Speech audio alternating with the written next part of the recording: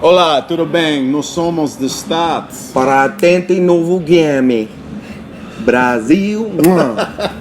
Salve galera, quem fala aqui é o Muca e eu tô aqui na Holanda no festival Lowlands, que é o maior festival aqui do país, que é considerado aí por muitos como se fosse aí a referência do Glastonbury na Inglaterra. Eu tô com uma banda muito legal aqui que eu vou entrevistar, que é o Staat, que vai fazer, né, na verdade vai ser o headline hoje aqui da sexta-feira.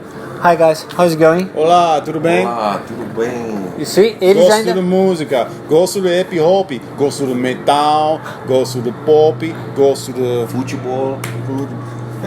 Eles ainda gosto falam... do Brasil. Eles ainda falam português, olha, eles vão fazer Água entrevista mineral. em português. Okay, well done. Thank you. Okay, Obrigado. so, de nada. First question, obviously you guys are really growing now the past, like, you know, couple of years, and now you're headlining, you know, on your country, you know, the biggest festival, Yeah. Lowlands. How does it feel to you guys to be headlining such a big festival? Well, it's pretty crazy. We've played here 4 times before. Yeah?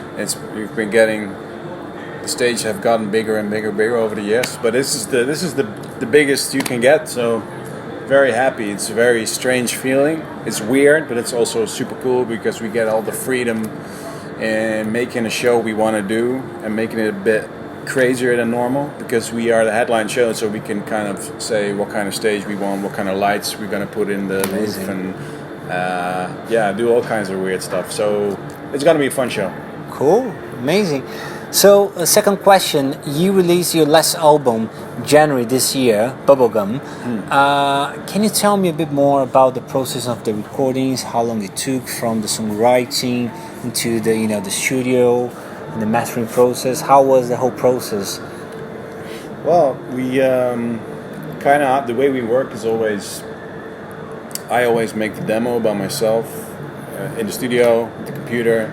Then I make a couple of demos and I steal a lot of music from all different kind of genres and try to combine it to something weird and new, hopefully. And then I send out the demos to the other guys, and then we kind of pick which demos we want to work on, and then we come back in the studio together. We have our own studio now, and then we just stand in a circle and start playing. I record everything immediately, so we just start playing and try to figure out the song, if it works or not, and how we can change it to make it work. And meanwhile, I'm recording, and when we have a break, like the guys are sitting on the couch having a cup of coffee, and I'll be trying to mix it a little bit already, and then we get new ideas from mixing, and then we start recording again. And sometimes at the end of the day, we have a song completely recorded and almost mixed. Yeah, sometimes it goes really fast, but sometimes it takes weeks and months, and we end up not using the song. That's actually the other question. I mean, I know that experience, but the fact that you have your own studio and you're obviously not paying a fee per day. Yeah. How do you feel that this could be great by the fact that you can be much more creative? And do you think, but on the other hand, make you go around in circles because you kind of never have a deadline for that? Yeah, exactly. Yeah, you're exactly right. That is the problem. But it's also, I don't know, I think there's definitely a lot of moments where I'm taking way too much time with something completely not important, you know, like trying to make a sound of a hi-hat better, and you know, and which is not important at all at the moment. And I realized that maybe a week later, that I've wasted my time on something. But also, you know, it's my time. Yeah, I can decide what I want to do with it, and we do have deadlines, but we just don't think of, you know, we get a deadline from our label saying, like, it would be really nice if it will be finished then. There you go. So we can tour then, and you know, so there's always a deadline. So. And I work really well under deadlines in the sense that I need one, I guess, to finish something. So, I don't know, we kind of find the perfect way to make music together and not get lost in too much of the details. Like, I think it's not for every band. Some bands just need a producer. Yeah. Some guy. So you don't have a producer like no, I've always produced it. Yeah, okay, cool. For every record I've produced it. So. But we have worked with engineers before, and a mixing engineer like Vance Powell mixed our third record in Nashville. But at a certain point, I kind of took everything in, and I thought maybe I can mix it myself, you know. and have because it's just a big part of the creative process, and I want to take my time mixing something and trying out different stuff. So Good. yeah, it's really I really enjoy the process right now because it feels like Bubblegum and the record before that. We did it the same way, just us five together, and it feels like more. It feels more like it's us. Good. Yeah. Another That question. is Good. Amazing.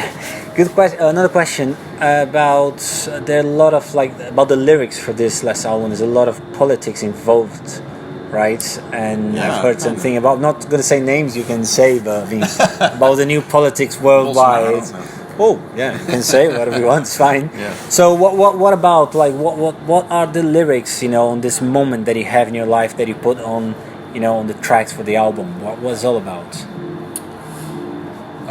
Bubblegum, you mean? Or- Yeah, the album itself is in general. Yeah, well, I noticed when I was trying out new lyrics, writing a little bit for the record, I noticed that most of the lyrics I was writing had a similar theme. That it was kind of being in a bubble.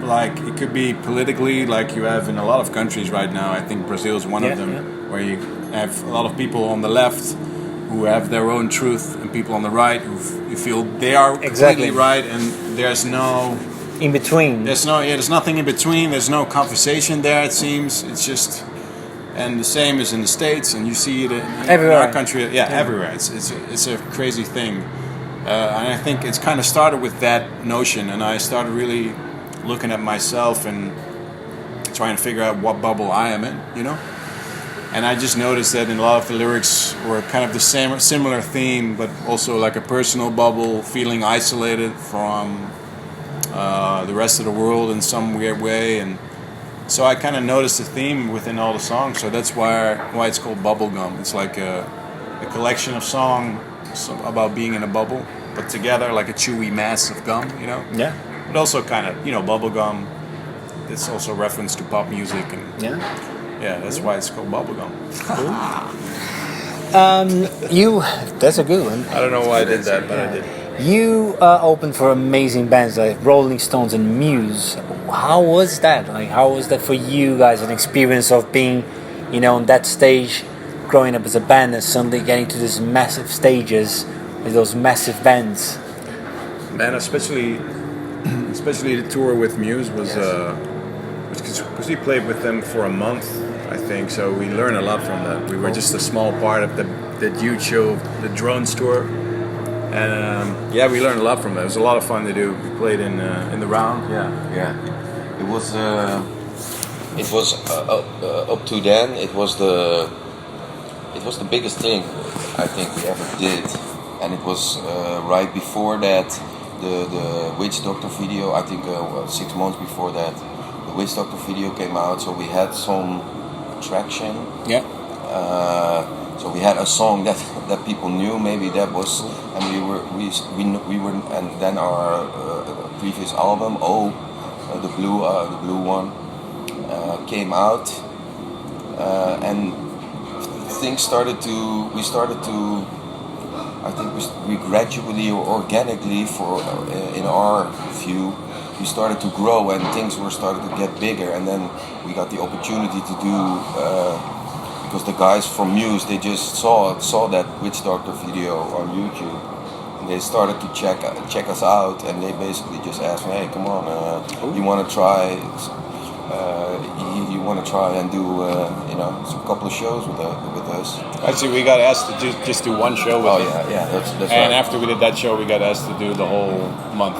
Amazing. So that was really cool. Yeah. Especially like Rocco said, it was not like sometimes you get to do a support act because an agent has the same. You have the same agent or something, and It's fine. Just keep talking. It's fine. But this was, this came directly from the band, so that's a really cool feeling, and especially the idea that Muse was sitting together watching videos of, our videos. Yeah, Pretty cool. that's great. Yeah, we got to hang out a little bit sometimes, and actually get to get to hear that from them, like getting a compliment, like what I think I remember the most was this Matt Bellamy telling me that he really liked the way I was singing. Like, it was not rapping, it was not singing. It was like he felt it was very tribal and stuff. So it was cool to notice that they actually really listened to the music and enjoyed it, because they're huge. I grew up with their stuff, and it was a lot of fun. And it was great also to see them. We got to see them for 3 weeks, doing what they do, these huge shows, and then doing 2 in a row or doing 5 in a row, and you got to see how they get through that, and how the huge crew. I think they had 20 huge crew. I think they had 20 trucks rolling with them. They had their own, just a huge crew working together. 500 trucks. We were 20 to 500 trucks. We're not sure. Seeing this huge crew work together to put on this massive show, like for months and months on end, and we hopped on the train for just for 1 month and got to be part of that huge team that did that trek every night, man. And it was very educational. Cool. I really felt after that. I felt invincible, man. It was really, what can happen to us now, man? We did fucking shows in a round stage with people that don't know us. Oh, headline Lowlands. There you go. Now we're here. And I close our eyes and we're here talking to you. Cool. Talking to Brazil. We have another question. I mean, obviously I'm based in London, so you play in London beginning of November, right, at the Garage? The Garage, yes. So you've been to London several times, but what do you expect now that the band is really going to this momentum and really growing? What do you expect for this show? Well, what I know is it's the biggest venue, at the biggest room we've done so far as a headline show for us in London. So that's really cool. Yeah. It's like, I don't know. It's like we started out playing. I don't know. Do you know the Black Heart? Yeah. We started out doing shows there. We played at the waterfront. I don't know. That's Water Rats. Yeah, Water Rats. Yeah. We did small shows there, and those were fun for us to be in London and just seeing some people that we always had some people that knew us and liked us and were interested in us and were happy to see us there, and gradually, like basically everything we did in our career just got bigger, but never felt unnatural or never felt like it was not coming from ourselves, So this is like, I'm really looking forward to it. Last time, what was the club? We played a good show in the Oslo in Hackney. Oslo, yeah, it's just next to my studio. It's literally like 50 meters away from my studio. That was a real cool.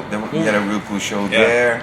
We've been there so many times, but it's just a cool feeling that you've been playing there for more than 8 years, and it's still growing a little bit, and you see the same people coming back and bringing their friends, and we've never been like. We've never had a huge hit or anything, that it's like suddenly we're huge. It's just going, we just keep on coming back and just persevere. And at a certain point, the people, there are more people coming, so we must be doing something right, But just having the deep breath. Long breath. Long breath. Is that something you can say in English? It's a Dutch way of having long breath. Long breath. But so. Yeah, that's cool about it, man. So it feels really good. Cool. And plans to Brazil soon? Anything aligned? What's Yeah, I hope so, man. We're definitely working on it, and I hope we can come to South America next year, hopefully. But it kind of depends on the people who work for us, and if they see possibilities. Answer, it's boring. But it kind of means if Brazil, if they're if there are a lot of people there wants to see us there, we'll know, and there's a reason for us to come. If there's just one dude out there who likes us, even then we'll come. Cool. No problem. We'll come. So, but we don't know when yet. But cool. But it will happen soon. It will happen. Promise. Happen soon. Okay, guys. Thanks very much for the interview. Yeah, thanks, man. It was a pleasure. Thank you for the interest. Cool. Então, pessoal, esse aqui foi o The Staat, ou, né, como se fala aqui, The Staat, right? Did I get it right? The Staat. The Staat. The Staat. Brasil. Brasil. E obrigado mais uma vez, eles vão quebrar tudo aqui logo em breve e a gente vai filmar um pouco do show lá e mostrar pra vocês como é que foi, beleza? Isso aí, um grande abraço e até a próxima. Até Obrigado. próximo.